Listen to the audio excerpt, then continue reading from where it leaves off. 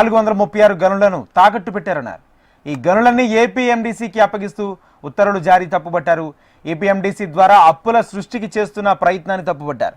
1,91,000 కోట్ల విలువైన గనులు తాకట్టు పెట్టి 9,000 కోట్లు అప్పు తీసుకోవడంపై అభ్యంతరం తెలిపారు.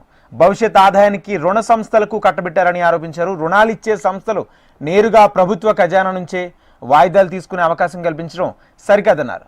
రుణ సంస్థలకు ఎలాంటి అవకాశం ఇచ్చిన ప్రభుత్వంగా చంద్రబాబు సర్కార్ చరిత్రలో నిలిచిపోతుందన్నారు జగన్. చరిత్రలో ఇలాంటి దారుణ నిర్ణయం తీసుకోవడం ఇదే తొలిసారని జగన్ ఆరోపించారు.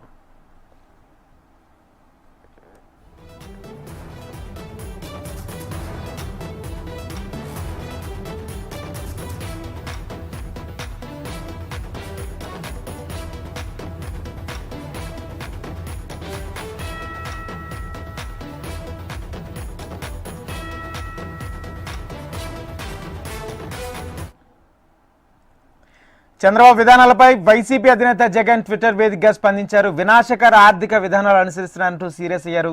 అప్పుల కోసం రాజ్యాంగాన్ని ఉల్లంఘిస్తున్నారని మండిపడ్డారు. 436 గనులను తాకట్టు పెట్టారన్నారు.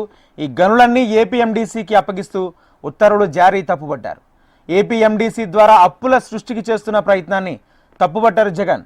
ఇదే అంశానికి సంబంధించి పూర్తి సమాచారం మా ప్రతినిధి శ్యామ్ అందిస్తారు. Shyam, good morning Rajendra. ఈరోజు చూసుకున్నట్లే రాష్ట్ర ఆర్థిక పరిస్థితిపై మాజీ ముఖ్యమంత్రి వైఎస్ఆర్సీపీ అధినేత జగన్ ట్విట్టర్ వేదికగా స్పందించారు. ముఖ్యంగా చూసుకున్నట్లయితే అమలు కాని హామీలు ఇచ్చి అధికారంలోకి వచ్చిన ఎన్డీఏ కూటమి ప్రస్తుతం రాష్ట్రానికి సంబంధించి ప్రతి సంస్థని కూడా తాకట్టు పెట్టే ప్రయత్నాలు చేస్తూ ఉందని అంటూ కూడా ఆయన దుయ్యబట్టారు. ప్రధానంగా చూసుకుంటుంటే ఏపీ ఖనిజ అభివృద్ధి సంస్థకి 436 గనులను వాటికి అప్పచెప్తూ కూడా ఒక నిర్ణయం అయితే తీసుకున్నారు. దీనిని ఆయన తీవ్రంగా ఆక్షేపించారు.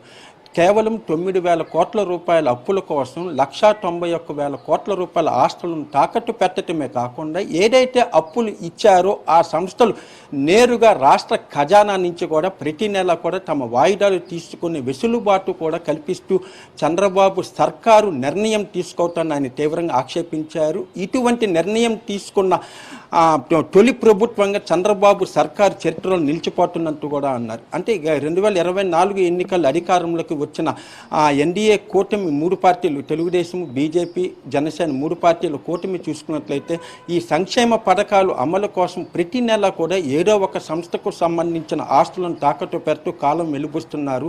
ఇటువంటి అవసరమైతే రాజ్యాంగ ఉల్లంఘనలకు కూడా పాల్పడుతున్నారు. అంటే